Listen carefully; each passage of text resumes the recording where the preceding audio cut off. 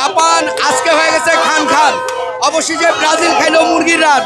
2022-এর jersey পরছি আমি, এই বছর 2026-এর জার্সি আমি এখনো গায়ের ভিতরে লাগাই নাই।